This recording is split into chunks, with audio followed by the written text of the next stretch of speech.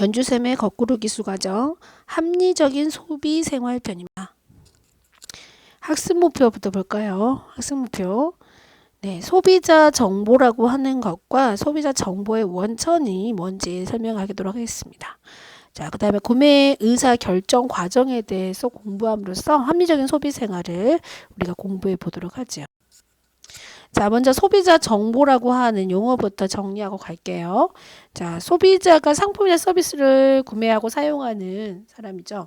네, 그 소비자가 상품이나 서비스를 구매하고 사용하는데 필요한 정보들을 소비자 정보라고 해요. 자, 그 다음에 소비자 정보의 원천이라는 말이 있어요. 원천. 말 그대로 소비자가 소비 생활 하는데 상품과 서비스를 구입하고 사용하는데 필요한 정보를 생산해주고 제공하는 곳, 시작점. 이것을 소비자 정보의 원천이라고 해요. 그럼 소비자 정보의 원천의 종류를 좀 살펴보겠습니다. 원천의 종류에는 세 가지가 있는데요. 그 중에 첫 번째 중립적 정보의 원천이 있어요. 자, 이 정보는 보통 공공기관이나 소비자와 관련된 공공기관이나 우리나라의 대표적인 한국소비자원이라고 하는 기관이 있어요. 네, 나라에서 제공하는 기관. 이 기관이 제공하는 정보. 상품에 대한 정보, 품질에 대한 정보도 그런 걸 비교 분석해준 정보들이 들어있거든요.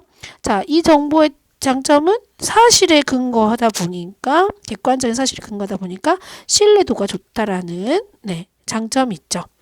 하지만 단점도 있어요. 이 정보를 우리가 필요한 정보를 얻는데 시간과 노력이 좀 많이 걸리죠.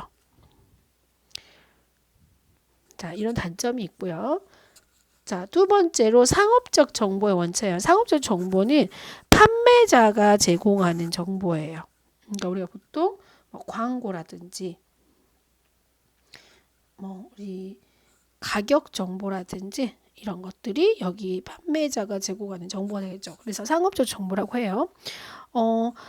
장점으로는 쉽게 정보를 얻을 수 있다. 정보를 쉽게 얻는 편이죠. 하지만 단점은 뭐예요? 네, 신뢰성이 좀 떨어지겠죠. 왜? 판매자가 자기 물건이 잘 팔려야 되기 때문에 다 제공하지 않고요. 보통 장점만 제공하겠죠. 네, 장점만을 좀 부각시키기 때문에 의외로 그 상품의 단점이나 이런 것들은 언급을 하지 않겠죠. 자, 그런 단점이 있고요. 세 번째로 개인적 정보가 있어요. 말 그대로 그 상품이나 서비스를 이용하거나 사용했던, 구매했던 개인이 제공한 정보. 그러니까 뭐 친구라든지 가족이라든지 또는 우리 그 인터넷 쇼핑몰 가다 보면 리뷰 같은 거 있잖아요. 이런 것들을 통해서 얻는 정보.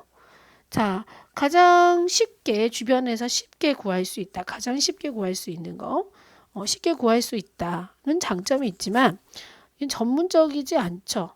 네, 전문성이 부족하기 때문에 그거 지극히 주관적인 의견이죠. 나하고 기준이 다를 수 있잖아요. 예를 들어서 휴대폰을 새로 친구가 샀는데 친구는 그 새 휴대폰이 좋다고 해요. 하지만 그 친구는 뭐 카메라 기능이 좋아요. 좋다고 하는데 나는 카메라 기능보다 용량이나 이런 게 중요한 사람이면 좋다라고 하는 기준이 다르기 때문에 주관적인 의견이어서 신뢰도가 좀 떨어지는 특징이 있겠죠.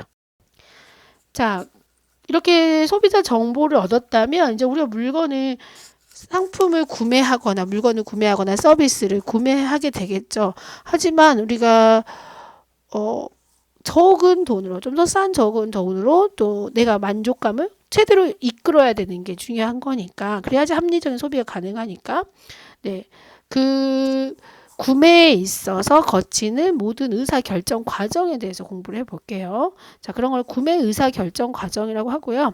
나온 대로 우리가 상품이나 서비스를 구매할 때 우리에게 한정된 자원, 그러니까 한정된 금액만 가지고 있지만 그걸로 최대한 만족을 얻어야 돼요. 자, 그럴 때 거치는 의사결정 과정을 구매 의사결정 과정이라고 불러요. 자, 구매 의사결정 과정에 우리가 순서를 좀 생각해 볼게요. 첫 번째로 내가 뭔가를 사고 싶다.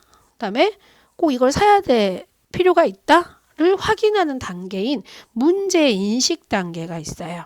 자, 그러니까 여기 예시 그림 보시면 가방을 가방이 낡았거나 가방이 뭐 유행이 지났거나 그러면 가방을 새로 사야겠다라고 느끼는 게 문제 인식 단계가 되는 거죠.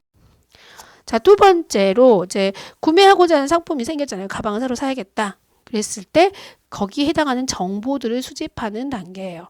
이제 정보 탐색 단계에서 우리가 아까 얘기했던 소비자 정보의 원천들을 통해서 정보를 수집을 하겠죠. 자, 이런 걸 정보 탐색 단계라고 하고요. 자, 그럼 정보를 탐색했어요. 그러면 이제 그 수집한 정보를 바탕으로 뭐 상품들이 여러 개가 있겠잖아요. 상품들의 후보가 있겠죠. 그걸 비교 분석하는 단계를 대안평가 단계라고 해요. 그러니까 뭐 A라는 회사의 가방과 B라는 회사의 가방을 비교해가지고 뭐 가격은 어떤 게 더 싸고 비싼지 표시하고 뭐 주머니가 어떻게 돼 있는지 뭐 수납 공간이 어떤지 또는 뭐 디자인이 예쁜지 그렇지 못한지 뭐 이런 것들을 비교 분석하겠죠. 자, 비교 분석하고 나서 이제 최종적으로 난 이거를 선택해야겠다. 네. 가장 적합한 상품을 선택하는 단계를 우리가 구매라고 하는 거죠. 근데 보통 그냥 구매할 때는 난 언제 살 것이냐, 어디에서 살 것이냐, 뭐 일반적으로 인터넷 쇼핑몰에서 살 거냐, 아니면 마트나 아울렛 매장에 가서 살 거냐, 아니면 이런 가방과 관련 전문 매장에서 살 거냐, 뭐 백화점에 살 거냐 이런 거 있죠. 이런 구매 장소를 결정하고요. 그 다음에 지불 방법은 뭐 현금으로 할 거냐, 카드를 쓸 거냐, 뭐 등등. 요즘은 카드 말고도 뭐 페이라든지 이런 종류 쓰잖아요. 이런 방법 등을 고려해서 내가 원하는 가장 적합한 상품을 선택하는 단계를 구매 단계. 자, 이제 구매해서 상품을 사용해 보겠죠. 사용한 후에 내가 이러이러한 정보를 수집해가지고 나한테 이런 게 맞는 것 같아서 선택했는데 이게 내가 생각한 것처럼 사용해 보니까 기대한 만큼 좋아하실 수도 있고 생각보다 기대한 만큼 좋지 않을 수도 있잖아요. 그걸 평가하는 단계를 구매 후 평가 단계라고 해요. 자, 이런 과정을 거쳐서 우리가 물건을 사거나 서비스를 이용한다면 합리적인 소비 생활이 가능하죠. 자, 우리가 소비 생활하는 데 있어서 우리가 소비자로서 책임 있는 소비 생활도 필요해요. 그건 다음 시간에 공부해 보도록 하겠습니다.